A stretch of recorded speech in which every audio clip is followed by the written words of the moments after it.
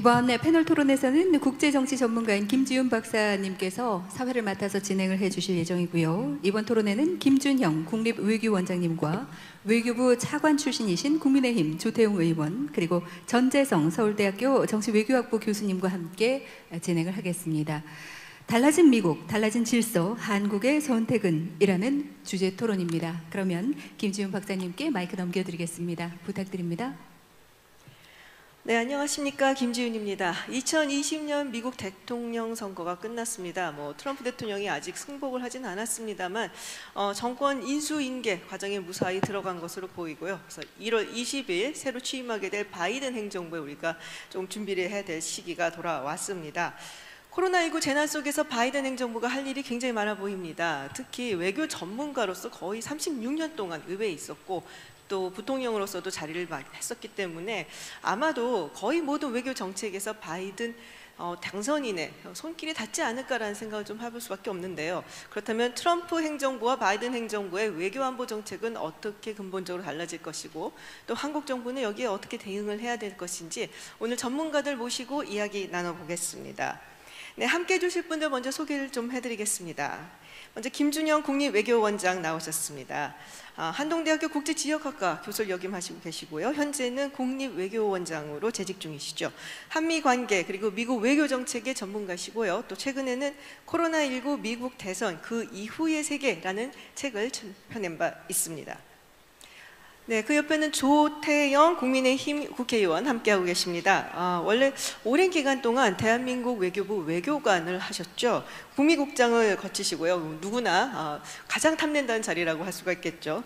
네, 그리고 주 호주 대사를 거치시고 2014년부터 15년까지 외교부 제1차관을 지내셨고 그리고 이후 2017년까지 국가안보실 제1차장을 지내신 바 있습니다. 그리고 지금은 국회에서 활약하고 계십니다.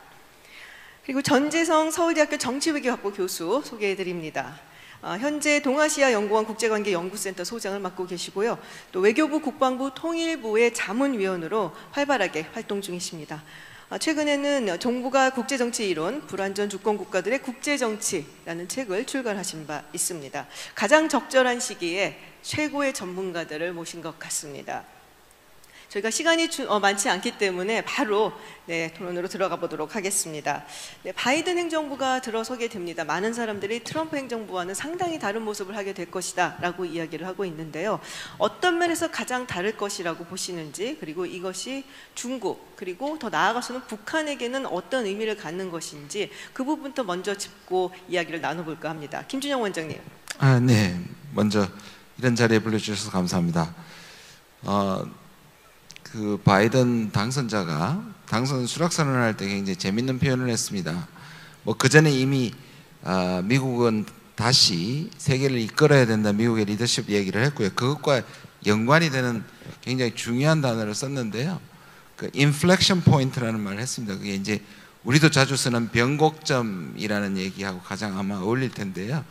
결국 4년 동안의 트럼프 대통령의 이 실질적으로 미국의 과거의 패권의 경쟁력이나 리더십을 잃어버렸기 때문에 이것을 다시 되돌린다는 의미에서의 변곡점이라고 얘기한 것 같습니다. 그래서 모든 점에서 일단 기본적으로 미국의 정부가 바뀌면 일단 그 전 정부를 뒤집는 것이 대부분의 패턴이지만 실질적으로 이것이 어떤 역사성과 시대성을 가지고 아마 하게 될 것이고, 구체적으로는 그동안의 미국 우선주의에서 다시 국제 질서의 일종의 리더십을 회복하고 동맹과의 관계를 회복하고 이렇게 될 것인데요.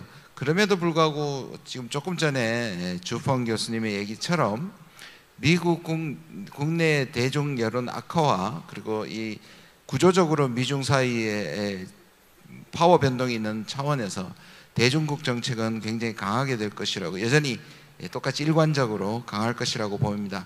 그럼에도 불구하고 여전히 국내 문제가 워낙 산적해 있기 때문에 대외 정책 문제는 여러모로 시간이 뒤로 조금 밀릴 수 있을 것 같고요. 같은 맥락에서 한미동맹은 동맹을 회복시키는 쪽으로 일단 방향을 잡을 것으로 보고, 물론 여기에도 여러 가지 도전이 있습니다만 이 부분은 제가 생략을 하고요. 대북 정책 역시 탑다운과 정상회담 위주로 했던 것들을 기본적으로 부정하고 보다 실무적이고 실용적인 접근을 할 것으로 보여집니다. 이것은 두 가지 도전인데요. 그동안에 그 정상에서 있었던 어떤 결정들 같은 것들이 어떻게 될지 이 부분을 좀 더 지켜봐야 될 것임에도 불구하고 일각에서 나온 것처럼 과거에 그 오바마 8년 동안의 전략적 인내 정치로 저는 돌아갈 거라고 생각하지 않고 보다 실용적인 입장에서 현실적으로 북한에 대한 협상안과 이러한 것들을 준비할 것이라고 생각합니다. 네, 미국이 아마도 국제 질서의 리더십을 다시 한번 회복을 할 거다라는 큰 명제 하에 중국에 대한 강경책은 여전하고 또 트럼프 행정부에서의 탑다운식의 북한 접근 방법은 아마도 달라질 것이다. 좀 더 실무적인 접근을 하게 될 것이다라고 말씀을 해주셨는데요. 우리 조태영 의원님께서는 사실은 뭐 실무라고 한다면은 여기서 가장 큰 많은 경험을 갖고 계신 분이십니다. 자, 그러면은 현장에서의 실무 경험을 바탕으로 하셔서 바이든 행정부의 북한 접근 방법 그러면은 한국 정부에서는 어떤 식으로 실무적으로 접근을 해야 되는지 좀 말씀을 해주시겠어요? 네, 이렇게 좋은 자리에 초청을 받아서 말씀드릴 기회를 가지기도 기쁘게 생각을 합니다. 바이든 행정부의 출범은 한미 동맹에게는 아주 좋은 뉴스입니다. 트럼프 행정부는 동맹보다는 미국 단독, 미국 우선주의로 많이 나갔었는데 바이든 행정부가 이제 들어서게 되면은 동맹의 역할, 동맹과의 소통을 아주 중시할 겁니다. 바이든 대통령이 당선되고 나서 우리 미국이 돌아왔다 이런 말도 했고요. 미국이 모든 세계 그 회의 탁자에 상석에 앉아서 소통을 할 것이다 이런 얘기도 했습니다. 또 상징적으로 트럼프 대통령이 그 정권 인수 인계 작업을 시작하지 않고 있어서 상당히 어려운 그런 상황 속에서도 동맹국 정상들과는 다 통화를 했다는 것도 동맹국들의 목소리를 듣겠다 하는 바이든 대통령의 그 마음을 읽을 수 있는 그런 일이라고 생각을 하고요. 그리고 이제 북한 정책은 뭐 그런 말이 있죠. ABT라고요. Anything but Trump다. 바이든도 트럼프와는 다른 정책을 여러 분야에서 펼 텐데 제가 보기엔 대북 정책, 북한 핵에 대한 정책은 그 ABT가 가장 두드러지는 분야 중 하나일 것이라고 생각을 합니다. 첫 번째는 바이든 행정부는 이 북한을 다뤄본 경험이 있는 사람들을 자기 참모로 좀 가지고 있습니다. 그래서 트럼프 정부와는 달리 이벤트나 사진 찍기에는 크게 관심이 없을 것이고 진정한 비핵화의 진전이 있느냐에 초점을 맞춰서 정책을 펴갈 것입니다. 그러게 하기 위해서는 두 가지를 할 것 같은데 하나는 트럼프 행정부 때에 많이 흐트러졌던 대북 제재 압박 체제를 복원시키는데 우선적으로 관심을 쏟을 것입니다. 그 이유는 북한에 제재와 압박이 가해져야만 진정한 비핵화를 논의할 수 있는 협상의 장이 열릴 수 있다고 믿기 때문입니다. 두 번째는 바이든 행정부는 북한과의 진정한 비핵화 협상에 나서려고 할 것입니다. 그렇게 하기 위해서 굉장히 현실적인 협상 전략도 짤 것이라고 생각합니다. 여기서 한 번 더 강조하고 싶은 것은 다른 거는 안 되고 실제로 북한이 비핵화의 길에 나서야만 거기에 맞춘 협상 전략을 가동할 것이라는 것입니다. 그런 점에서 보자면 싱가포르 미국 정상회담 때와 같은 그런 큰 알맹이가 없는 그런 식의 정상 간 공동선언이나 또 준비가 되지 않은 가운데 미국 간 정상회담을 한다거나 하는 일은 제가 보기에는 바이든 행정부에서는 없을 일이다 생각을 하고요. 그런 점에서 한국 정부도 문재인 정부도 이러한 바이든 행정부의 진정한 비핵화에 대한 그 초점 맞추기에 이것이 있을 거라고 생각하면서 우리 정부의 정책을 생각해 보는 것이 필요한 시점이 됐다고 생각합니다. 네, 전재선 교수님, 지금 조태용 의원께서 트럼프 당시 이제 흐트러졌던 경제 제재 부분, 이 부분을 다시 강화할 거라 말씀을 하셨고, 또 진지한 비핵화 협상 나설 것이다라는 이야기를 하셨습니다. 사실 토니 블링컨 이번에 국무부 장관으로 지명된 사람만 보더라도 오바마 행정부 시절에 어떻게 보면 경제 제재 큰 그림을 그렸던 사람이다라고도 볼 수가 있지 않습니까? 우리 교수님께서 보시기에는 어떠십니까? 지금 바이든 행정부의 차기 외교안보 라인이 아마도 이런 방향으로 대북 정책 혹은 대중국 정책을 밀고 나갈 것이다. 어떻게 보시는지요? 네, 우선 좋은 자리에 훌륭한 분들과 토론할 기회를 주셔서 대단히 감사드립니다. 지금 그 여러 차원의 질문과 중요한 문제 제기를 해주셨습니다. 우선 바이든 행정부의 전체적인 외교 정책 방향은 우리가 트럼프 시대에 봐왔던 그동안 익숙하지 않던 미국으로부터 훨씬 더 익숙하고 체계적인 미국의 외교 정책으로 돌아올 것으로 예상할 수 있습니다. 흔히 이제 컨벤셔널 어프로치로 다시 돌아온다고 이야기를 하는데요. 트럼프 이전의 시기로 돌아가는 오바마 행정부 때의 전문 관료나 식견이 있는 정치인, 외교관에 의한 외교가 펼쳐지리라고 생각을 할 수 있습니다. 하지만 국제 상황은 굉장히 많이 바뀌어서요. 미국이 전체적으로 국제사회에서 가지고 있는 힘이나 비중이 많이 줄어들었고 또 중국의 부상, 중국의 영향력 확장도 훨씬 거세어졌기 때문에 미중 간의 세력 격차도 많이 줄어 있는 상태입니다. 또 팬데믹과 같이 지구 전체에서 세계적인 지도국이 행사해야 되는 리더십의 수요도 굉장히 커져 있기 때문에 과연 미국이 어프로치에서는 예전의 어프로치로 돌아간다 하더라도 예전과 같은 지도력의 힘을 얼마큼 행사할 수 있을 것인가 하는 것에 대해서는 유심히 살펴봐야 되고요. 그런 면에서 바이든 정부의 외교 정책은 여러 가지 논의들이 나오고는 있습니다만 전체적인 외교 대전략의 방향 또는 개념이 무엇인지에 대해서는 여전히 불확실한 부분이 있다. 그런 면에서 대중 전략과 대북 전략에서도 북한에 대한 전략에서도 어느 정도의 접근법의 특성은 우리가 알아챌 수 있지만 궁극적으로 전략적 목적을 무엇으로 할 것인가에 대해서는 여전히 유심히 지켜봐야 된다라는 것입니다. 예를 들어서 대중 전략도 트럼프 정책은 중국에 대한 압박을 통해서 미국의 이익을 우선시하는 정책이었는데 바이든 정부는 규범에 의한 경쟁을 해가면서 협조할 분야에서는 협력을 한다라는 것입니다. 하지만 보다 장기적으로 중국을 과연 미국과 어떤 관계로 이끌어갈지 좀 어려운 말로는 이제 인게이지먼트나 관여를 하는 중국과 함께 새로운 국제 질서를 건설하려는 노력으로까지 나아갈 것인지에 대해서는 여전히 불확실한 부분이 있다. 북한도 아까 의원님께서도 말씀하신 것처럼 어프로치에서는 하향식 실무 위주의 어프로치를 할 것이 거의 확실하지만 북한의 핵 능력이 상당히 제고돼 있고 또 미국 내에서도 북핵을 우선 동결시켜서 핵 능력 제고를 막아야 된다는 목소리들이 있기 때문에 그 전에 오바마 정부 때도 추구해왔던 완전하고 불가역적인 비핵화를 목표로 협상을 할 것인지 아니면 우선은 북한 능력의 중단을 위한 중간적인 차원에서의 우리가 흔히 얘기하는 스몰 딜로 추구할 것인지 상당히 아직은 열려져 있는 가능성이 많은 상황이라고 생각합니다. 네, CBID 되게 오랜만에 들어본 얘기 같은데요. 그렇게 나갈 것인지 아니면 스몰 딜로 만족을 하면서 단계적인 접근을 할 것인지에 대해서 아직은 불명확하다. 뭔가 좀 폴리시 리뷰가 나와줘야지 그때 가서 알 수 있지 않을까 하는데요. 지금 뭐 이미 이제 국무장관 그리고 국가안보부 장관은 지명이 되지 않았습니까? 그것만 보고 어떻게 예측을 할 수 있는 방법은 없을까요, 교수님?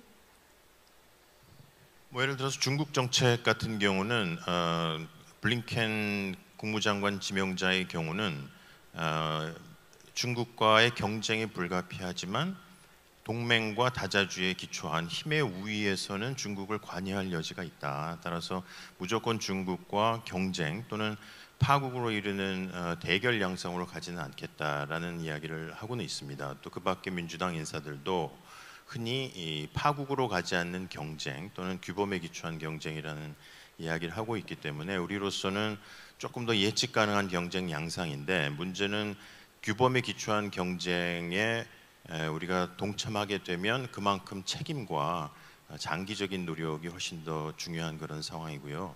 북한에 관해서도 많은 인사들이 다양한 이야기를 하고는 있습니다만 특히 트럼프 행정부 때 아까 싱가포르 회담에서도 기본적인 북한하고의 협상 논리가 어느 정도는 만들어졌고요. 따라서 비핵화와 북한에 대한 체제 안전 보장을 동시에 이룬다라는 원칙들이 오바마 행정부 이후에 만들어졌기 때문에 새로 물려받은 정부가 북한에 대해서 어떤 정책을 추구할 것인지는 여전히 좀 지켜볼 여지가 있다고 생각됩니다.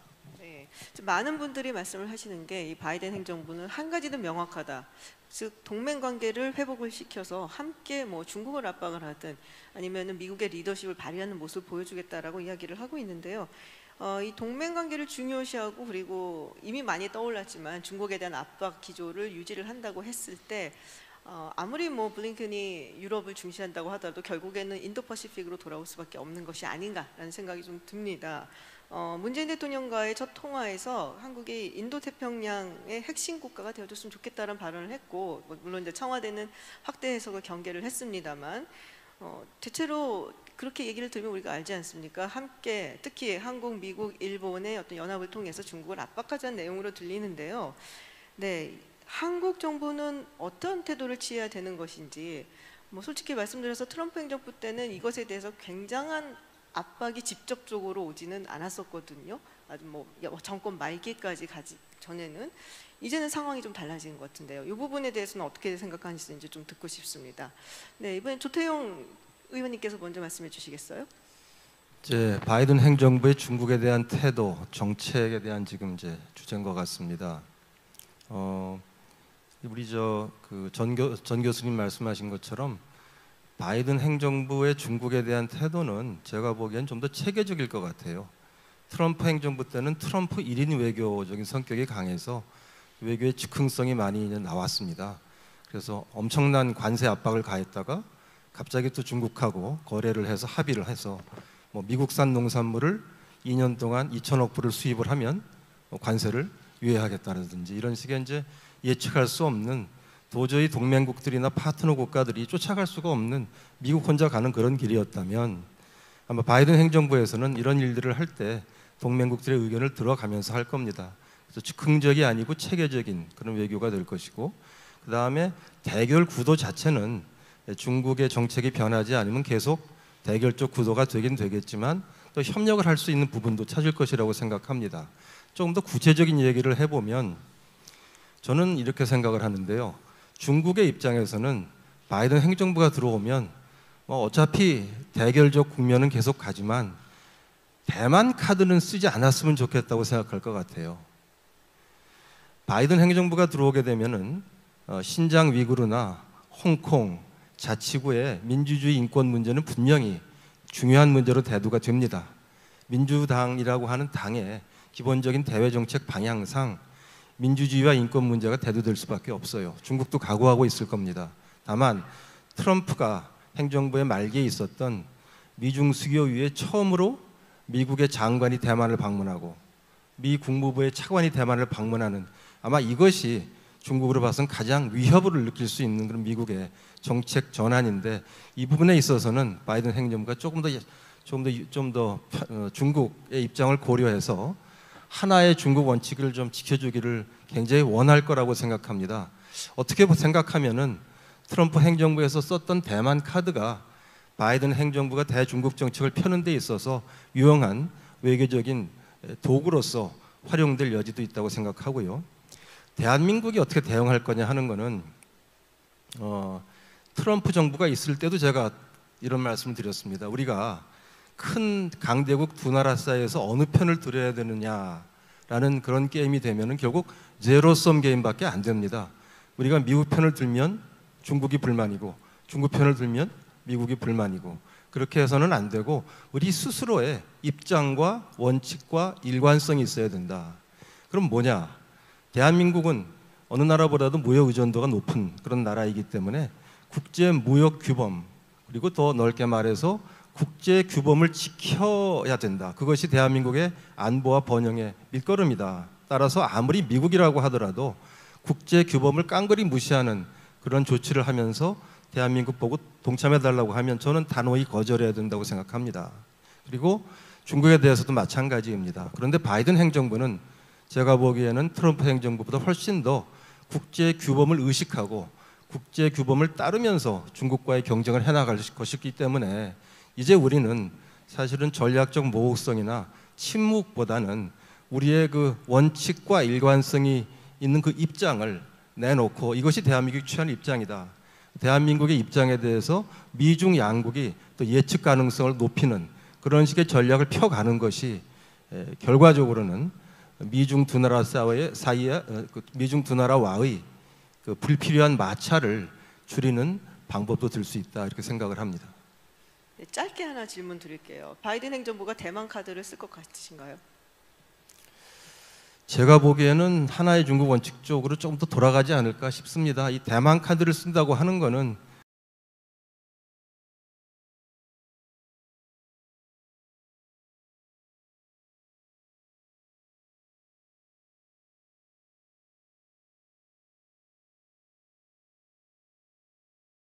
자, 김주영 원장님, 그 전략적 모호성을 버리고 이제는 침묵이 아니라 국제 규범을 따라가는 쪽으로 해야 된다라고 지금 조태영 의원께서 말씀하셨는데요. 원장님 생각은 어떠십니까?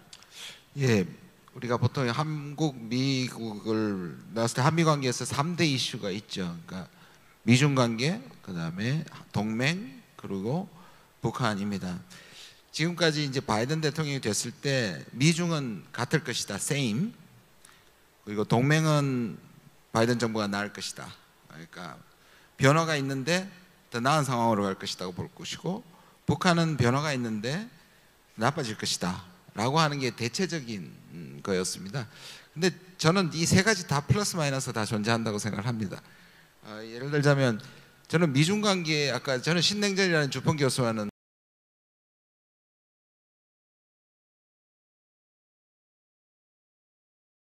생각합니다. 참 어떻게 보면 오히려 훨씬 더 그 가치를 주장하기 때문에 이념이나 가치나 인권을 주장할 때는 그야말로 정말 신냉전으로 갈 수 있지만, 왜냐하면 트럼프 대통령은 오히려 거래적 이익을 위해서 중국과 순간순간 타협했던 측면이 있기 때문에 그런 점에서 오히려 차이가 저는 있다고 보고요. 그러나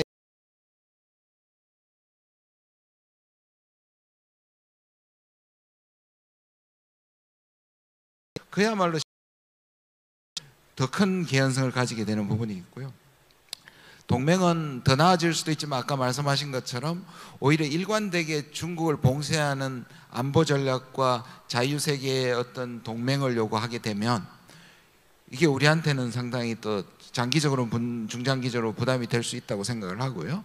그러나 지금의 뭐 그 분담금이나 또는 동맹을 동등하게 대하겠다는, 회복시키겠다는 측면에서는 전 단기적으로는 좋아진다는 점에는 동의를 하지만 역시 여기에도 우리에게는 어려움이 존재한다고 생각하고요.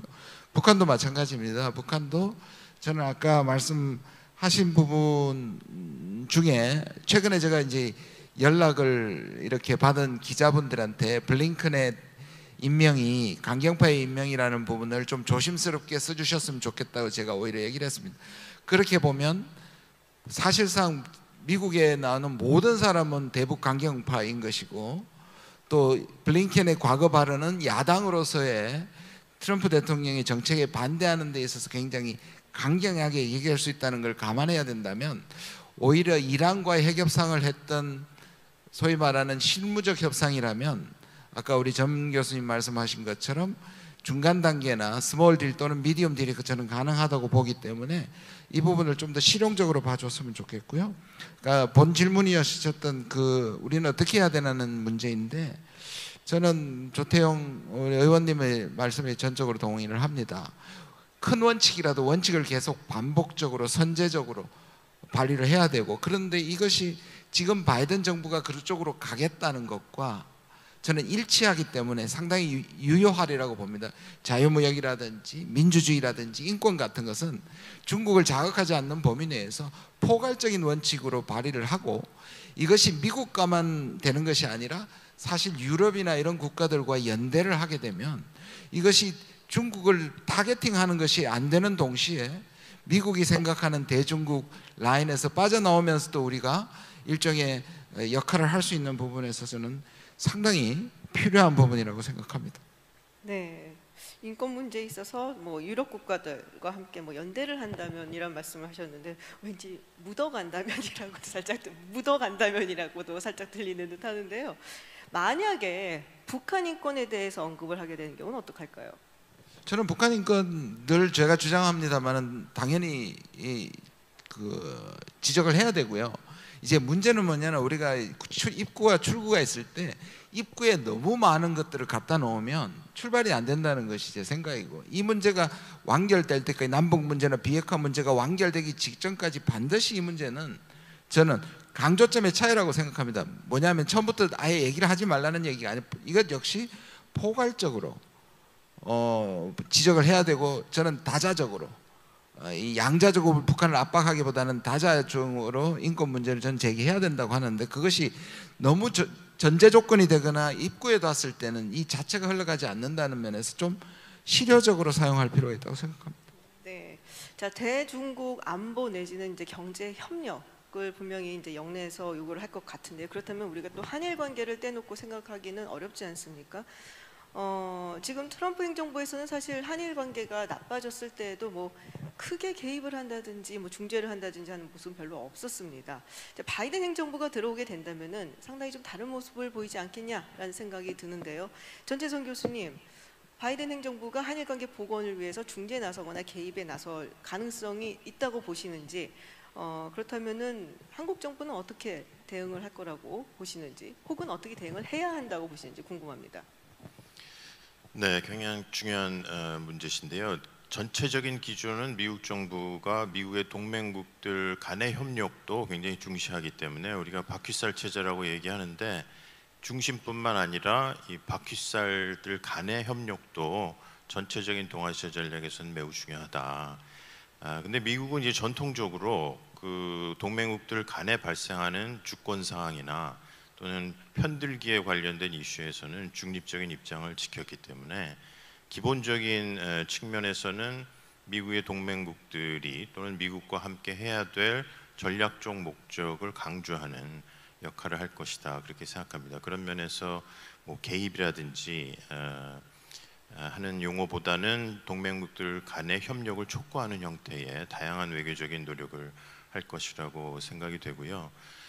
지금 한국과 일본은 크게 역사 문제나 양자 문제가 한편에 있고, 또 전략적 협력을 해야 되는 굉장히 많은 사안들이 있습니다. 그것이 때로는 투트랙으로 잘 운영이 되기도 하고, 때로는 두 개가 잘못 연관이 돼서 양자 문제는 양자 문제대로 풀더라도 전략적 협력이 도외시되는 그런 문제점들이 있어 왔습니다. 지난 이제 트럼프 정부 때는 일본이 인도태평양 전략이라는 용어도 제시하고, 또 구체적인 뭐 4개국 안보 협력체나 쿼드죠, 그런 다양한 협력에서 주도적으로 참가했기 때문에 한국하고의 전략적 필요성을 상대적으로 덜 느꼈다고 볼 수 있고요. 실제로 일본의 학자들도 한국의 지역 전략 또는 인도태평양 전략이 무엇인지에 대한 의문을 표시하기도 합니다. 바이든 정부에 들어서면 동아시아를 둘러싼 전체적인 구도에 대한 이제 우리의 입장이 설정되어야 된다. 이게 반드시 이익 중심이 아니고 우리가 원하는 동아시아 질서에 대한 어떤 규범적 전망이 선행이 되면 일본하고의 협력 부분도 훨씬 더 타협 가능한 부분이 있을 거라고 생각됩니다. 따라서 양자 문제는 양자 문제대로 가더라도 동아시아의 안보 문제나 전략적 협력 문제를 잘못 연계시키는 그런 노력들은 지향해 가면서 가야 되지 않을까, 그렇게 생각됩니다.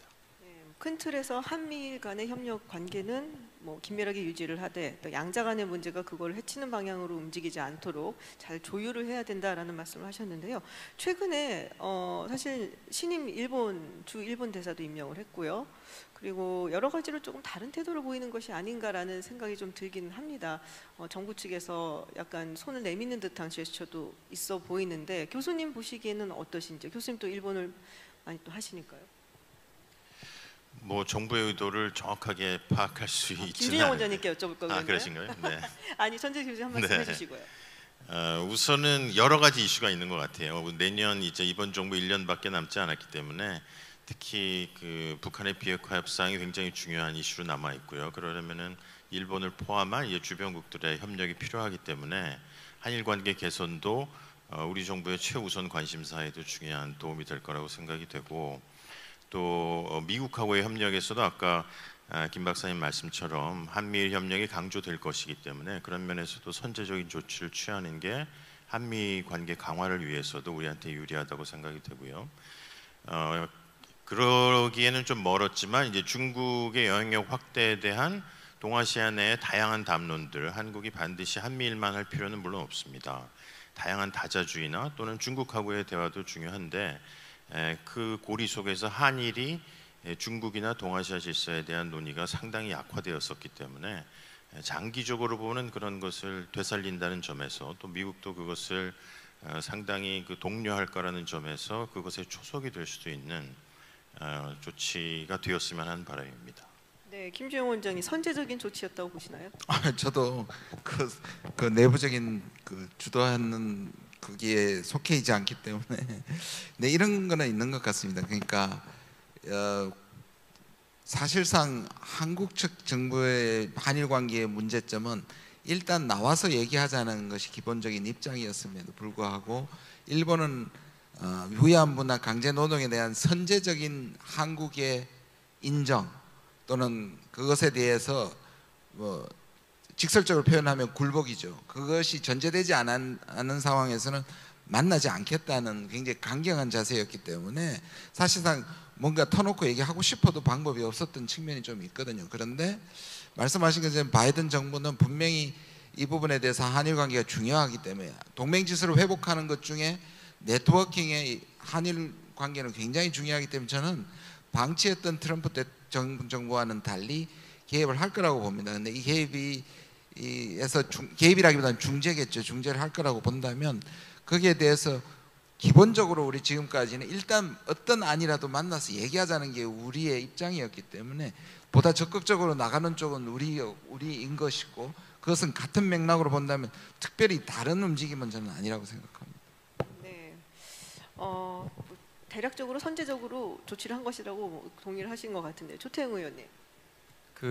2013년 경험을 좀 공유했으면 합니다. 당시 제가 서울에서 한반도 본부장이라는 자리를 맡고 있었는데 2013년에 몇 가지 일이 있었습니다. 그 당시에 한국 정부는 위안부 문제에 대한 일본 측의 어떤 새로운 조치를 요구하면서 한일 정상회담을 거부하고 있는 상황이었었고요. 그 당시에는 거꾸로 일본 측이 한국 측을 만나자고 스토킹 외교를 하고 있을 그럴 때죠. 그리고 이제 아베가 총리가 돼서 본인의 수건인 야스쿠니 신사 참배를 12월 달에 감행합니다. 그래서 과거사 문제에 대해서 굉장히 인도주의적인 입장을 취하는 당시 오바마 행정부하고는 일본이 상당히 마찰이 많이 생겼고, 또 한국 외교가 어찌 보면 반사적인 이익을 좀 얻기도 했습니다. 그런데 그런 한 해가 저물어가는 무렵에 미국 측에서 한일 양국 정상회의 초청이 온 겁니다. 오바마 대통령이 그 다음에 3월인가 네덜란드에서 있는 해관보 정상회의 때 한미일 정상회의를 소집을 하고 한일 두 정상을 정중히 초청하니 꼭 오셔야 되겠다는 거죠. 이건 뭐냐 하면은 아까 두 분 말씀하신 것처럼 오바마 행정부나 바이든 행정부는 동맹을 중시하고 또 동맹의 네트워킹도 중시합니다. 그래서 한일 관계가 너무나 악화돼서 이러한 전략적인 동북아에서의 동맹의 네트워킹을 기초로 한 전략적인 어떤 미국의 목표가 훼손되는 것을 방치할 수 없다는 거죠. 그래서 결국 한미일 정상회담이 열렸고 그 단계에서 이제 우리가 위안부 협상을 다시 열어야 된다고 요구를 해서 일본이 할 수 없이 받아들이는 그런 상황이 있었습니다. 아마도 바이든 행정부도 들어서게 되면은 어떤 방식이든 한일 간의 관계를 관리해 나가도록 양측에 요구를 하게 될 것입니다. 그러면 여기에 대해서 이제 우리가 부응을 하는 것이 아마도 현 문재인 정부의 방향이 될 것이고, 그런 점에서 선제적인 조치라고도 볼 수 있고, 저는 국정원장 일본 방문에 대해서 굉장히 잘했다고 생각하는 사람입니다. 제가 하나 드리고 싶은 말씀은 우리가 일본 관계를 보면서 안보 측면도 늘 생각할 필요가 있겠다. 우리가 일본하고는 동맹국이 아닙니다. 그리고 동맹국이 되겠다는 결정을 내린 적도 전혀 없죠. 하지만 현재 동북아의 안보 정세를 볼 때 우리로서는 선택지를 많이 만들어 두면 둘수록 우리 안보가 튼튼해지는 것이거든요. 따라서 한일 간의 안보 협력은 좀 문제가 있겠지만은 한미일 간의 안보 협력은 사실은 우리 입장에서는 하나의 안보 카드가 될 수 있기 때문에 문을 닫지 말고 이 선택지를 적절히 확대해 나가는 것이 저는 필요하다고 생각합니다. 그래서 지난번 정부 때 한미일 간의 미사일 경보 훈련이라든지 또 한미일 간의 대잠수함 훈련이라든지 또 그런 이제 측면에서 한일 지소미아는 한미일 간의 정보 협력의 한 틀이라든지 이런 것들이 하나하나 놓고 보면은 그렇게 대단한 중국을 정말 자극하는 조치들은 아니지만 한국의 입장에서는 앞으로 어떻게 변할지 모르는 동북아 안보 질서 속에서 우리가 뭔가 한 가지 안보 카드를 더 만드는 소중한 작업입니다. 이번 정부에 들어서서 제가 듣기로는 한미일 간의 이런 여러 가지 훈련들, 해상 구조 훈련 한 번 빼놓고는 다른 훈련들이 열리지 않았다고 듣고 있습니다. 제가 보기엔 그렇게 할 게 아니고 한미일 간의 적절한 수준의 안보 협력을 유지하는 것이 우리 대한민국의 안보 이익에 만든다고 하는 그런 인식을 가질 필요가 있다고 생각합니다. 네, 이 이야기를 좀 해보겠습니다. 지금 계속 동북아시아 쪽에 관심을 가질 수밖에 없어 보이고요. 그렇다면 결국에는 이제 중국이 타겟이 될 텐데 이 대중국 안보 협력이라든지 경제 협력 이야기가 나올 수밖에 없지 않을까 싶은 생각이 들어요. 지금 트럼프 행정부에서 추진을 하고 있는 쿼드 플러스라든지 그리고 EPN이라든지 물론 이제 이름을 바꿔서 다른 어떤 종류의 전략으로 나오겠지만 아주 달라지지는 않을 것 같다라는 생각이 듭니다. 물론 이제 TPP라는 것이 있었다가 트럼프 대통령이 선택을 하는 바람에 미국은 지금 참가하고 있지는 않지만 다른 방식으로 재협상을 한다 이런 이야기 계속 나오고 있거든요. 그렇다면은 어쨌든 대중국 안보 협력, 대중국 경제 협력이라는 것이 출범을 할 것으로 보이고 이어가든지요. 그럼 한국한테도 들어오라는 압박이 계속되지 않을까라는 생각이 듭니다. 한국 정부는 어떤 결정을 해야 되는지 좀 궁금한데요. 의견을 좀 듣고 싶습니다. 네, 김주영 원장님 먼저 좀 시작해 주시죠. 예, 아까 제가 드린 말씀하고 조금 연결이 되는 것 같은데요. 기본적으로 트럼프 대통령 당시에 쿼드 플러스나 또는 EPN이나 또는 G10 같은 것들은 실질적으로 구체적인 치밀한 전략이 있다기보다는 뭔가 중국에 대한 공세적 담론적 차원이 꽤 있었습니다. 그래서 실질적으로 구체적으로 한국에게 공식적으로 요구한 적이 없습니다. 있는 것처럼 많은 기사들도 났습니다만은 그런 자리에서 SCM 비롯해서 한 적이 없고요. 그렇다고 해서 미국이 원하지 않는다는 뜻은 아니지만 기본적으로 그런 양자적 압박이나 이런 거에 대한 우리의 부담이 꽤 있었던 것은 사실입니다. 근데 이제 지금 아까 또 질문하신 게 인도 태평양 부분은 미국이 다시 끌고 갈 가능성이 많아졌죠. 왜냐하면 바이든 당선자가 그 부분을 스가 총리와 우리 대통령과의 통화에서도 다 얘기를 했던 부분인데 재밌는 것은 일본도 이걸 듣고 굉장히 당황했다는 후문이 있습니다. 한쪽으로는 인도 태평양 전략이 살아남아 있다는 데서 안도를 했지만 왜냐하면 그게 일본이 중심이 된 거였으니까.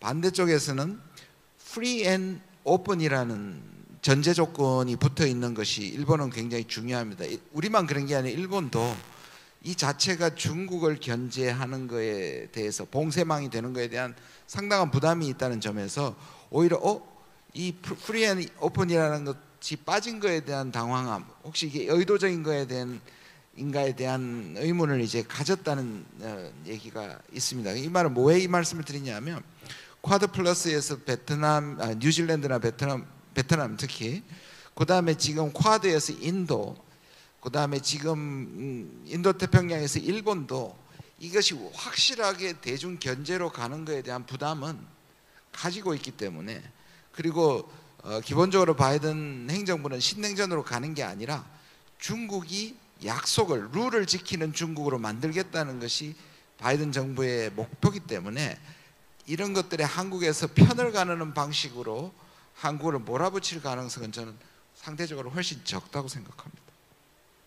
네, 몰아붙일 가능성은 적다. 그리고 사실상 참가하고 있는 인도나 일본 같은 경우도 상당히 부담스러워하고 있다라는 말씀이신데요. 트럼프 행정부에서는 이게 구체적이고 치밀한 전략이 아니었다라고 말씀하셨잖아요. 그러면은 바이든 행정부에서는 이것이 상당히 구체적으로 치밀한 전략으로 나올 가능성은 없는지도 궁금한데 조태우 의원님 어떻게 생각하세요? 그 인도 태평양 전략 얘기 조금 하겠습니다. 그 트럼프 대통령이 2017년 11월인가 한국을 방문했죠. 그때 공동 기자회견에서 가장 기자들이 관심 가지고 물어본 게 인도 태평양 전략이었어요. 거기에 대해서 이제 인도 태평양 전략에 대해서는 트럼프 대통령이 문재인 대통령한테 이런 전략에 대해 설명을 하고 문 대통령께서는 공동 기자회견에서 우리가 처음 듣는 얘기이기 때문에 입장을 정할 수 없어서 우리가 연구를 하고 입장을 내놓겠다 이런 말씀을 하셨는데요.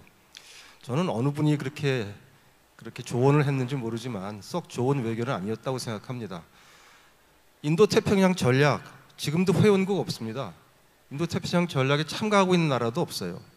그러면 우리의 동맹인 미국의 정상이 인도 태평양 전략이라는 걸 해서 협조를 하자고 하면은 제가 보기에 저희가 할 수 있는 아주 편안한 대답은 사실은 환영한다고 하면 됩니다. 그 구상을 환영하고 어쨌든 구상이 뭔지를 모르니까 참 의논해 보면 되는 거죠. 그렇게 했으면 논란이 될 거리도 없는 것인데 굳이 그렇게 척지게 그건 우리가 찬성할 수 없다라고 입장을 밝히는 건 좋지 않고요. 저는 미국하고 중국이 여러 내놓는 이니셔티브에 대해서 저희가 검토를 해서 되도록이면 여기도 들어가고 저기도 들어가고 다 참여하는 방향으로 검토하는 게 맞다고 생각합니다. 저희가 지금 중국이 했던 AIIB 아시아 인프라 투자은행에 들어가 있지 않습니까? 거기 들어갔다고 해서 미국 관계가 결단났습니까? 그렇지 않거든요. 지난번 정부 때 들어갔습니다만은 그래서 되도록이면은 어떤 구상이 나오고 이니시어티브가 나왔을 때 우리는 되도록이면 참여하는 방향으로 검토를 해서 되도록이면 들어가서 그 구상의 내용을 우리의 입장과 국익에 맞게 좀 바꾸려는 노력을 하는 쪽이 훨씬 더 건설적이지 들어가지 않겠다고 거부하는 그런 전략은 미국에 대해서나 중국에 대해서나 썩 효과적이 아닙니다. 다시 말씀드리지만 인도 태평양 전략이 지금 어떻게 되어 있느냐 하면은 아세안 국가들이 다 들어갔습니다. 인도네시아가 주도해서 인도 태평양 전략 협력회의를 지금 재작년인가 연 바가 있거든요. 더 이상 이것이 미국의 의도가 중국을 좀 포위하고 중국에 대해서 좀 대결적인 자세를 취하는데 이걸 활용하자는 생각이 없는 건 아니겠지만 이 세상 일이 미국 마음대로만 되는 건 아닙니다. 저희는 처음부터 인도 태평양 전략에 들어가서 우리가 원하는 방향으로 그 전략을 짜나가는데 우리 역할을 하는 쪽이 훨씬 낫다. 앞으로 바이든 행정부에서도 여러 가지 요구나 뭐 요청이나 또 이니시어티브가 나오겠지만 제가 보기에는 거부를 한다든지 불참을 한다는 식의 그 동맹국답지 않은 그런 외교를 하지 말고 들어가서 우리가 원하는 방향으로 조금씩 바꿔나가는 그런 것들이 필요할 것 같고요. 그 다음에 이제 안보는 뭐 우리가 미국하고 동맹국이니까 당연히 미국 동맹국을 먼저 우선하는 게 당연하고 안보가 아닌 다른 이슈에 있어서는 저는 케이스 바이 케이스로 이슈별로 우리의 국익에 따라서 아까 말씀드렸던 국제 규범과 원칙과 일관성을 가지고 입장을 정하는 게 맞다고 생각하는데 제일 급하게 다가올 일이 제가 보기에는 아무래도 첨단 기술과 화웨이 문제일 것 같습니다. 이것은 이미 전장이 벌어졌고 기술 표준을 놓고 당장 화해할 수 없는 지금 문제가 생겨 있기 때문에 이 첨단 기술 부분에 대해서는 아마 우리 한국 정부가 조금 빨리 입장을 정할 필요가 있는 게 아니냐 생각하고요. 다른 이슈들은 사실은 시간을 두고 의논해 가면서 입장을 정해도 늦지 않겠다 이렇게 생각을 합니다.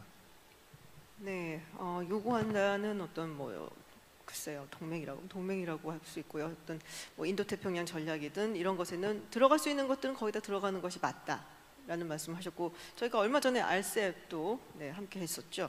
그렇다면은 만약에 TPP 같은 것이 또 다시 이야기가 나오게 된다면 거기에도 참여하는 것이 맞다라고 들리는데요. 네, 전재선 교수님 어떻게 생각하시나요? 근데 사실 생각해 보면 지난번에 강경화 장관이 물론 이것은 어떤 공식적인 기자 브리핑은 아니었습니다만은 그때 쿼드 플러스였던가요? EPN이었던가요? 그거 어쨌든 한국 쿼드 플러스에 대해 참여할 생각이 없다라는 식으로 발언을 했었단 말이에요. 아시아 소사이어티였던 걸 제가 기억을 하는데 쿼드 플러스에 대해서 참여하지 않는 쪽으로 말씀을 했죠. 않는 쪽으로 말씀을 하셨죠. 그런 부분에 대해서는 그러면 저희가 앞으로는 그렇게 이야기를 딱 잡아서 할 필요는 없다라는 이야기이신 것 같은데 전재선 교수님 어떻게 생각하세요? 네, 어려운 문제인 것 같습니다. 우선은 그 바이든 정부의 대중 전략이 어떠할 것인가를 아는 게 중요한데요. 첫 번째는 미국 내의 대중 전략의 스펙트럼이 굉장히 넓다. 지금 트럼프 행정부 말기에는 미중 간의 이익 분쟁이 이제 이념적인 분쟁으로까지 화하는 신냉전의 봉쇄론자의 목소리가 높아졌다면, 바이든 행정부는 그거보다는 훨씬 더 중도적인 입장이 있고, 바이든 정부 내에서도 경쟁을 더 강조하는 측과 또 협력이 가능한 환경 분야라든지 비확산도 마찬가지죠. 그런 부분에서 협력이 가능하다고 보는 분파들도 있기 때문에 아직은 시작 단계고 대중 스펙트럼이 굉장히 넓은 상황에서 나오고 있는 많은 구상들, 인도태평양도 그렇고요, 블루단 네트워크도 그렇고 클린 네트워크, EPN 다 마찬가지입니다. 그것이 일단 구상 단계에서 제시된 것이고, 그것의 구체적인 내용은 앞으로 채워나가야 된다는 것도 미국이 잘 알고 있습니다. 근데 트럼프 정부 때는 그런 구상들이 미중 간의 양자 관계에서 미국의 이익을 극대화하려는 형태로 구상이 주어진 반면에, 바이든 정부는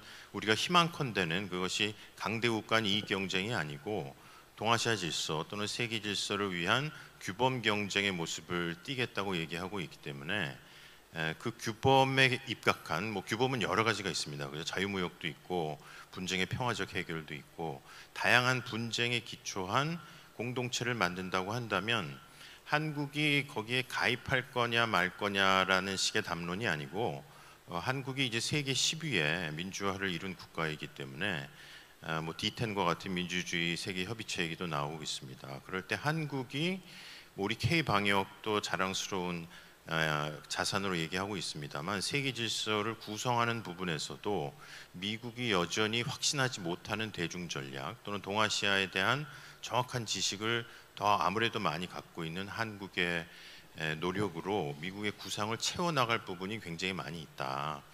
또 쿼드 플러스 이런 안보 부분도 바이든 정부에 들어와서는 기존의 양자 동맹 네트워크와 같이 다양하게 운용할 가능성이 있기 때문에, 요즘 이제 미국의 학자들은 바이든 행정부의 아시아 전략 중에 가장 중요한 부분은 듣겠다는 겁니다. 동아시아 국가들이 어떤 입장을 가지고 있는지. 그런 경우면 국가별로 갖고 있는 여러 가지 입장, 특히 중국에 대한 취약성이 다르기 때문에 한국의 대중 무역 의존도나 또는 한반도 평화 레짐에서의 중국의 도움이 필요해서 중국하고의 관계가 일정 부분 유지될 수 있다는 것은 사실상 커다란 그거보다 상위의 한미 간의 전략적 합의보다는 덜 중요하기 때문에 충분히 양해가 될 수 있는 사안이다. 근데 우리는 지금 미국하고의 얘기에서 중국에 대한 전략 부분을 의도적으로 하기를 굉장히 꺼려하는 부분이 있어요. 그게 중국에 대한 전략이 명확치 않은 부분도 있고, 또 미국하고 얘기할 때 우리의 대중 전략과 미국의 대중 전략이 다르면 그게 동맹에 균열이 생기지 않을까, 그런 우려도 있는 것 같은데, 그렇게 되지 않도록, 그런 형태의 동맹 간 대화가 되지 않도록 오히려 미국이 부족한 점을 우리의 국익과 우리의 규범에 맞게 선제적으로 이끌어가는, 비단 사안뿐만 아니고 기본 원칙에서도 그럴 공간이 바이든 정부 초기에는 열릴 수 있다. 근데 그 공간을 활용하지 못하면 이미 만들어진 규범에 다시 참가하냐 하지 않느냐의 택일의 문제로 다가올 수 있기 때문에 지금부터의 준비가 굉장히 중요한 때다, 그런 생각이 듭니다.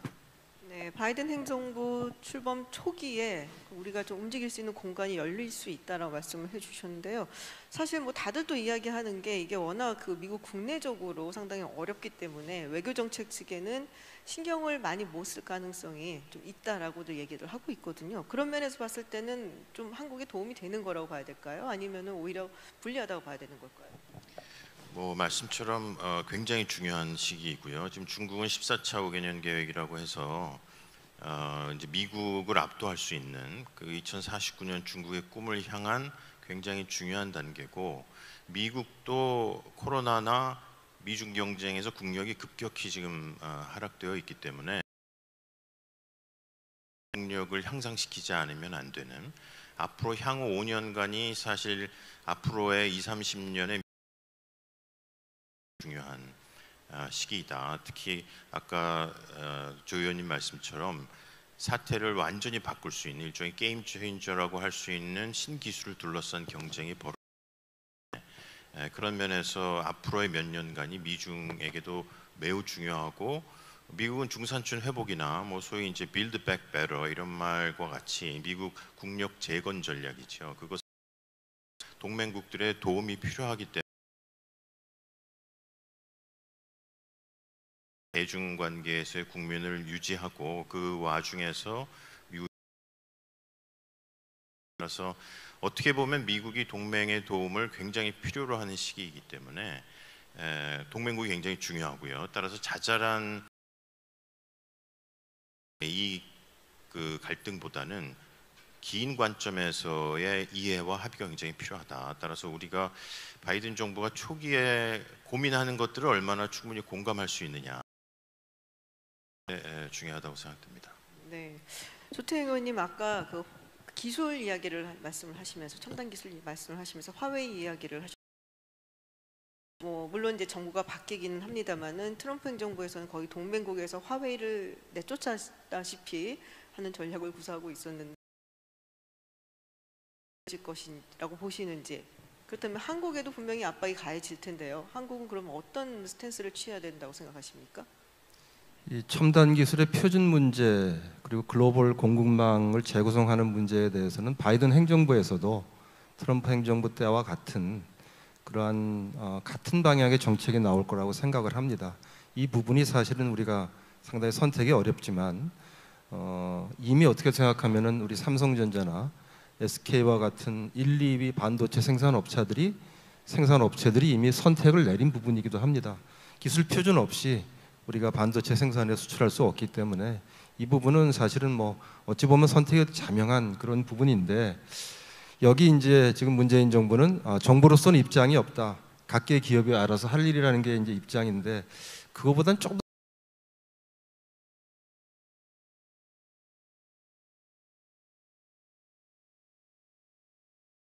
변화라고 생각합니다.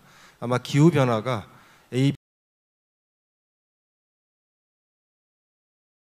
바이든은 이제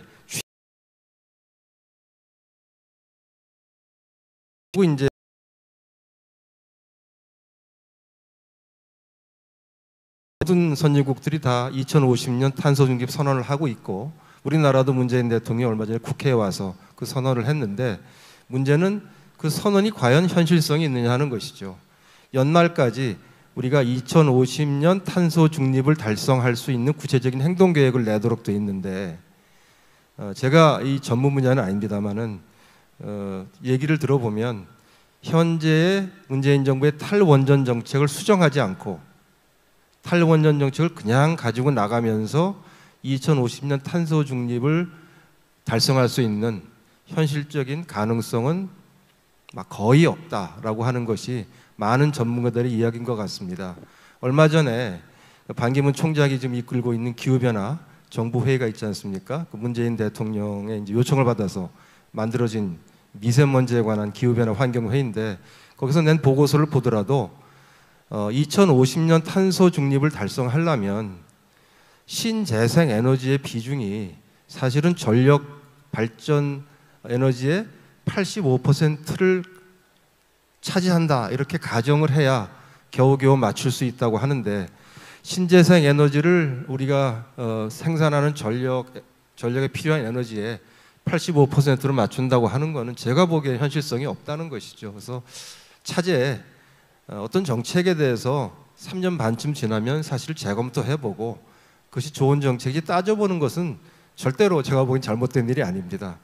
이제 바이든 행정부가 들어서서 탄소 중립을 밀어붙이고, 또 어떤 경우에는 많은 회사들이 이미 그렇게 하고 있습니다만은 중요한 회사들이 신재생 에너지를 가지고 생산한 제품이 아니면 수입을 안 하겠다고 하고, 또 우리처럼 탄소 배출량이 자꾸 늘고 있는 나라에 대해서는 제재를 하겠다고 하고, 이것이 과거에는 유럽 몇 나라의 요구였는데 지금 미국이 주류가 중심이 돼서 이러한 방향으로 끌고 갈 텐데, 그렇다면 우리도 아주 정직하고 과학적이고 객관적으로 어떻게 하면 2050년 탄소 중립을 달성할 수 있는지 내놓고, 그렇게 해야 우리 수출 기업들이 불이익을 보지 않는다. 아주 중요한 문제라고 생각합니다. 네, 기후변화 문제를 다음 질문으로 제가 기다리고 있었는데요. 네, 트럼프 대통령과 굉장히 다른 부분 중에 하나죠. 저는 개인적으로 동맹과 기후변화 부분이라고 보고 있는데, 말씀하셨던 것처럼 파리 기후변화 협정 다시 가입을 하는 것도 하는 거고, 사실은 굉장히 놀라웠던 것이 이 존 케리 국무부 장관이었고요. 그리고 대통령 후보였죠. 이런 거물급 스타 정치인을 지금 기후변화 특사라고 해야 되나요? 네, 특사로 지명을 해놓은 상태입니다. 그렇다면 굉장히 이게 말만 하는 게 아니라 정말로 우리가 추진을 하겠다라는 것이고, 자넷 옐런 지금 재무부 장관으로 지명이 될 거다라고 보고 있는데, 자넷 옐런도 사실은 탄소세를 주장하는 인물이거든요. 그래서 그런 면에서 그냥 말로만 하는 것은 아니다라는 생각이 좀 드는데요. 말씀하셨던 것처럼 그럼 한국 정부가, 사실 한국이 그렇게 기후변화나 환경 문제에 있어서 아주 좋은 평가를 받는 국가는 아니지 않습니까? 그럼 한국 정부가 좀 더 적극적으로 뭔가를 나서야 된다고 생각을 하는데, 김주영 원장님, 한국형 뉴딜 이야기들을 많이들 하시더라고요. 제가 정부 측 분들이나 여당 측 의원분들을 만나 뵈면은. 근데 이게 실체가 뭐냐라는 질문에 사실 답변을 정확히 듣지는 아직 못하고 있어요. 굉장히 거대한 어떤 계획임에는 틀림이 없는데요. 어떻게 보십니까? 한국 정부가 이 한국형 뉴딜, 그린 뉴딜로 같이 갈 수 있을 정도로 충분하다고 보시나요? 예, 저도 이 분야의 전문가도 아니고 그래서 좀 조심스럽습니다만, 그리고 말씀하신 것처럼 국제 양면적인 평가를 받는 것 같습니다. 그러니까 이 기후 변화의 의지라든지, 또 우리가 다른 국가들과 이 문제에 대해서 적극적으로 아젠다 세팅에 참여하고 노력하고 정치적 의지를 갖고 있고, 말씀하신 것처럼 이것이 그린 뉴딜로 이어지는 것 역시 미국과도 또는 유럽의 선진국 국가들과 같은 어떤 의미에서 진정성과의 의지는 있는데, 우리 조 의원님께서 지적하신 부분처럼 내부적인 준비 상태라든지, 특히 이제 원전 문제라든지 또 화력 발전소 수출 문제라든지 이런 데 대한 좀 미비한 부분이 분명히 존재하는 것 같습니다. 근데 이 부분에 대해서는 아마 의지를 가지고, 저는 더 이상 피할 길은 없다고 생각을 하기 때문에 구체적인 계획이나 이런 부분에 대한 대안들이 마련되지 않겠나, 그렇게 기대해 봅니다. 네, 전재동 교수님은 기후변화 문제에 대해서는 어떻게 생각하시나요? 저도 언론적인 말씀인데요. 그 바이든 정부가 기후 변화를 추진하는 이유는 미국의 국익을 위해서이기도 하지만, 파리 기후 협약이 경고를 하듯이 지금과 같은 온실가스 배출이 지속이 되면 1.5도 이상의 지구 기온이 상승하게 되고요. 그것은 코로나 사태와는 비견할 수 없을 정도의 재앙이 될 것은 확실한 것 같습니다. 코로나는 그 바이러스로부터 우리가 비대면하고 마스크를 쓰면은 견딜 수 있지만, 환경이 악화돼서 지금 벌써 일어나고 있는 기후재앙 같은 것은 자연과 비대면할 수는 없기 때문에 반드시 해결해야 될 문제이다. 국제정치의 입장에서 보면 우리가 기후변화를 얘기할 때 여전히 국익이라든지 미중 관점에서 보지만, 이미 국제정치의 주요 문제는 강대국 정치의 틀을 벗어나고 있는 부분이 있다는 것입니다. 그런 면에서 우리가 강대국의 귀환이라는 말로 지금의 국제정치를 설명하는데, 사실은 강대국 정치가 앞으로 다가올 국제정치 문제에서 차지하는 비중은 점점 줄어들고 있다. 심지어 미중이 온전히 협력하더라도 해결할 수 없는 너무나 많은 문제들이 등장하고 있기 때문에 기후 문제가 그 중에 가장 중요한 부분 중에 하나고요. 따라서 한국 정부는 우리의 국익이나 또 파리 기후 협약의 의무 사항을 맞추는 문제도 중요하지만, 기후 변화에 대한 대처의 어떤 당위성, 또 우리 정부가 해나가야 될 여러 가지 문제들에 대한 일종의 공약, 커미트먼트를 확실시하는 게 굉장히 중요하다. 근데 현재화되지 않은 문제이기 때문에 그거를 그렇게 이야기하기 굉장히 어려운 것 같습니다. 지금 탈석탄이라든지 또는 신재생 에너지 투자, 그린 뉴딜 다 마찬가지 문제입니다만, 경제도 살리고 환경 문제도 해결해야 되는 그런 문제를 안고 있고, 만약에 한국이 중견국 외교로서 규범 부분에서 앞서가려면 아주 치밀한 준비도 필요하지만 그것을 계속 추진하려는 그런 노력도 규범적으로 굉장히 필요하다, 그런 생각이 듭니다. 네, 질문이 들어온 것이 있어서요. 한번 먼저 짚고 가보겠습니다. 바이든과 김정은의 북미 정상회담 혹은 남북미 정상회담이 가능할지를 묻는 질문이 들어왔습니다. 만약에 가능하다면 언제쯤이 될까요? 라고 질문을 해주셨는데요. 어려운 질문이기 때문에 네, 김준영 원장님께 먼저 어려운 질문인데 왜 부탁드리겠습니다. 저한테 오신? 예, 뭐 조금 섣부른 감이 없지 않은데요. 그냥 약간의 일단 트럼프 대통령이 소위 말하는 이벤트, 국내 정치용, 그다음에 적극적인 정상회담 이런 부분에 대한 비판이 있지만 저는 긍정적인 요소가 크게 두 가지가 있다고 생각합니다. 하나는 북한 문제를 미국 내외 정책에서 우선순위를 끌어올린 점이고요. 상대적으로 훨씬 많이 한번 올라가면 사실상 또 북한이 핵 능력을 계속 증강하고 있기 때문에 내려오기는 힘들 것 같고요. 지금 물론 미국 내 국내 문제가 많긴 하지만 그래도 여전히 중요한 문제다. 그러나 시급한 문제는 아니고 크리티컬한 문제지만 urgent하지는 않다는 게 이제 미국 내부의 판단이기 때문에 뒤로 좀 물릴 수가 있을 것 같습니다. 그 다음에 트럼프 대통령의 두 번째 공언은 정상회담에 대한 장벽, 장애물 이를 내려놨다. 할 수도 있다는 것들을 열어놓은 거는 저는 충분히 활용했다고 하는 게 중요하다고 생각하고요. 과거에 대부분의 핵 협상을 바텀업으로 했던 쪽은 대부분 민주당이었습니다. 그래서 실무회담인데 그때의 문제점은 실무회담에서 이 탑으로 올라가지 않았죠. 신고, 검증, 보고하는 상황에서 이제 그게 중간중간에 계속 어려움을 겪게 되고 이제 무산이 됐는데요. 트럼프 대통령의 문제점은 탑에서는 이루어지는데 다운이 되지 않았던 것 같습니다. 가장 좋은 점은 그렇기 때문에 어느 쪽도 사용하기 힘들다는 결론보다는 저는 두 가지가 같이 가는 것이 좋은 점을 가는 것이 우리한테도 유리하고 미국한테도 유리하다면 그러면 전제가 필요한데요. 저도 뭐 6월 12일 싱가포르 회담이 굉장히 추상적이고 뭐 구체적인 거 없다는 데는 동의하지만 그 안에 담겨 있는 정신이나 원칙은 버릴 것이 없다고 생각하기 때문에 저는 바이든 정부가 여기에 대한 추인 거기 처음부터 시작하는 게 아니라 실질적인 북한에 대한 조건을 이끌어내는 하나의 원칙으로 받아들이는 것이 추인한다면 저는 상당히 좋은 출발이 될 수 있다고 보고요. 그리고 지난번 2차 대선 토론 때 얘기가 나왔죠. 떡이란 말을 불러서 이제 불량배라는 말을 붙여서 우리 국내 여론이나 언론들은 봐라. 결국 트럼프 방식으로 안 갈 거라고 얘기를 했지만 저는 오히려 방점은 뒤에 저는 더 주목을 합니다. 두 번째는 CVID를 전제 조건으로 내세우지 않았고 그동안에 절대 안 만나겠다고 얘기하는 거에서 한 발짝 물러나서 북한이 비핵화 조치를 하게 되면 만날 수도 있다고 했기 때문에 이런 것들이 조합이 되면 당장은 힘들겠지만 저는 뭐 후반부 정도 내년 하반기 정도에는 전혀 가능성이 없다고는 물론 그 사전에 실무 협상에 여러 가지가 맞춰져야 되겠지만 그걸 거꾸로 얘기하면 전반기 상반기를 서로를 자극하지 않고 북한은 도발하지 않고 그런 신호들을 주고받으면서 약간의 신뢰를 회복하는 것이 굉장히 중요하다고 생각합니다. 네, 내년 하반기를 말씀을 하셨습니다. 기억해 된다는 얘기는 놓도록 하겠습니다. 아니었습니다. 네, 조태영 의원님. 그러니까 바이든의 입장에서 한번 생각해 보죠. 자, 김정은하고 정상회담을 할 거냐? 우선 이게 역사상 처음 있는 미국 정상회담이다 하면은 좀 더 매력이 있을 텐데 이미 트럼프 대통령이 3차례를 했거든요.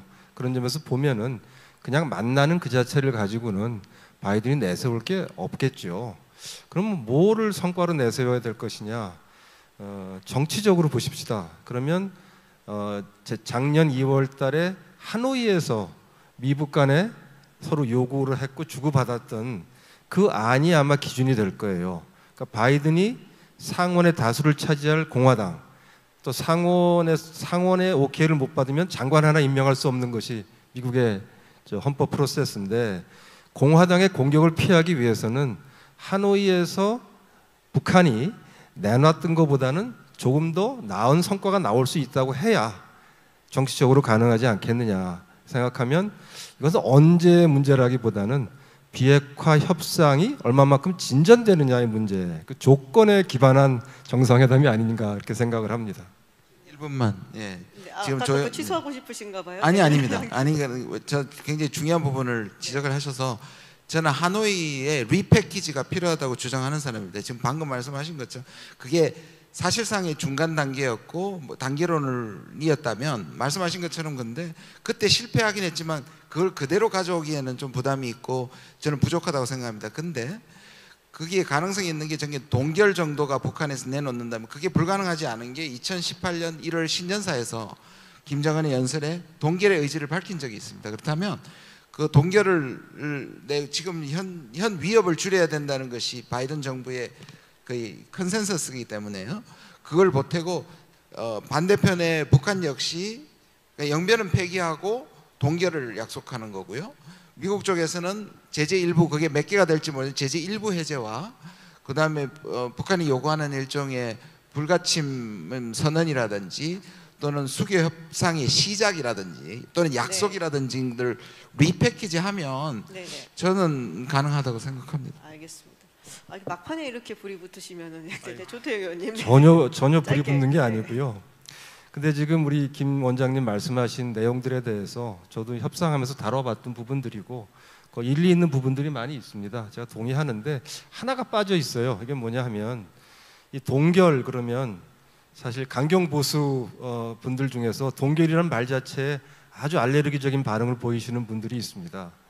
근데 이제 왜 과거의 동결은 뭐냐 하면은 폐기로 가는 과정에서의 동결입니다. 지금 김정인 위원장이 하지 않고 있는 거는 동결은 할 수 있다고 하는데 그게 폐기로 가는 중간 정거장에서 동결이라는 말을 안 하고 폐기 얘기를 안 하는 거죠. 따라서 폐기라고 하는 최종 목적지에 대한 북한의 약속과 거기에 대한 한국과 미국과 북한 사이에 같은 합의 네. 이게 하나 충분히 분명히 들어가야 되고 네네. 그 다음에 이제 로드맵이 나와야 된다. 그 말씀 네, 드리고 맞습니다. 싶습니다. 동의합니다. 네. 저도 맞습니다. 네. 전재성 교수님 1분밖에 없네요. 죄송합니다. 네. 네, 저는 뭐 저 두 분 의견에 다 동의합니다. 그래서 이게 시기 기반의 문제는 아니고 조건 기반이라고 생각되고요. 지난 7월 김여정 담화 보면 우리가 비핵화를 안 하겠다는 건 아니다. 하지만 이제 태제 보장에 대한 신뢰할 수 있는 조치가 있어야 된다라는 거죠. 미국도 비핵화를 전제로 한 동결과 그것을 위한 완전한 핵신고 검증 가능성이 확보되지 않으면 사실 더 나아갈 수 없기 때문에 협상을 통해서 그 두 개의 전망이 확실시되는 순간 그래서 정상회담을 해도 다시 돌아갈 수 없다고 이미 트럼프의 그 학습 효과가 있기 때문에 그때 충분히 열릴 수 있다고 생각합니다. 네, 시기 기반이 아니라 조건 기반이다. 굉장히 중요한 말씀을 해주셨습니다. 네, 지금까지 바이든 행정부 하에서 변화하는 외교 안보 정책 그리고 한반도는 어떤 미래가 앞에 있고 또 한국 정부는 어떻게 대처를 해야 할지 세 분 패널 분들 모시고 이야기 들어봤습니다. 날카롭고 또 때로는 솔직한 의견, 굉장히 전문적인 의견 그리고 정책 제언까지 함께 주셔서 대단히 감사드립니다. 네, 오늘 세미나 여기서 마치겠습니다. 감사합니다.